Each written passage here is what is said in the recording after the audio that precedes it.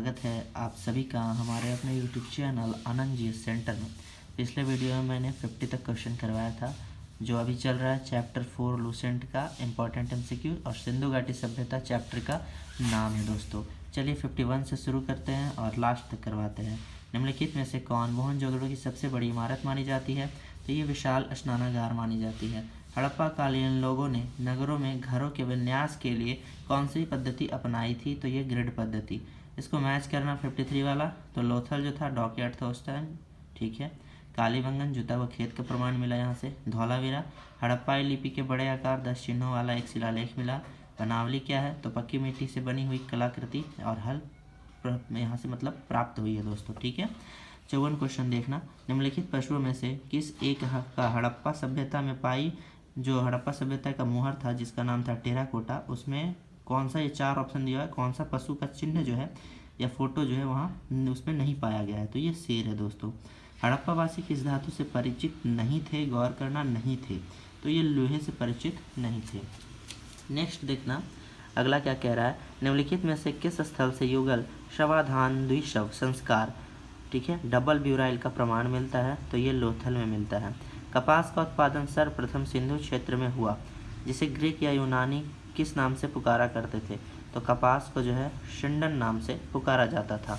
चलिए 58 क्वेश्चन देखते हैं क्या कह रहा है। 58 वाला क्वेश्चन कह रहा है कि हड़प्पा के काल का, ठीक है, तांबे का रथ किस स्थान से प्राप्त हुआ है? तो ये दैमाबाद से प्राप्त हुआ है। हड़प्पावासी किन किन धातुओं का आयात करते थे? तो ये करते थे 1, 2 और 3 लगाया हुआ है। चांदी, टीन और सोना सबका करते थे आयात। हड़प्पावासी लाजवर्द भवन का निर्माण का सामग्री है, ये आयात कहाँ से करते थे? तो हिंदू कुश क्षेत्र के बतख्वासा से करते थे। अफगानिस्तान स्थित सिंधु सभ्यता से संबंधित स्थल है? तो मुंडीगाका और सुरतगोई है। कौन कौन से नगर सिंधु सभ्यता के बंदरगाह नगर थे? तो इनमें से सारे जो थे बंदरगाह थे, ठीक है। नेक्स्ट है मोहनजोदड़ो से प्राप्त पशुपति शिव आद्य शिव मुहर में किन किन जानवरों का अंकन मिलता है? तो इनमें से सभी जानवरों का अंकन जो है मिलता है। किस हड़प्पा कालीन स्थल से नृत्य मुद्रा स्त्री की कांस्य मूर्ति प्राप्त हुई? मोहनजोदड़ो से प्राप्त हुई। किस हड़प्पा कालीन स्थल से पुजारी की प्रस्तर मूर्ति प्राप्त हुई है? तो ये भी मोहनजोदड़ो से हुई है। किस सिंधु कालीन स्थल से एक ईंट पर बिल्ली का पीछा करते हुए कुत्ते के पंजे के निशान मिले हैं? चनहोदड़ो से मिली है। किस हड़प्पा कालीन स्थल से प्राप्त जार पर चोंच में मछली दबाए चिड़िया एवं पेड़ के नीचे खड़ी लोमड़ी का चित्रांकन मिलता है, जो पंचतंत्र के लोमड़ी की कहानी के सादृश्य है? तो ये मिलता है लोथल से। फिर है स्वातंत्र्योत्तर भारत में सबसे अधिक संख्या में हड़प्पा युगीन स्थलों की खोज किस प्रांत में हुई? तो ये गुजरात में हुई है। 69 क्वेश्चन क्या कह रहा है। निम्नलिखित में से कौन सी फसल हड़प्पा कालीन लोगों का मुख्य खाद्यान्न नहीं था? तो चावल जो है नहीं था।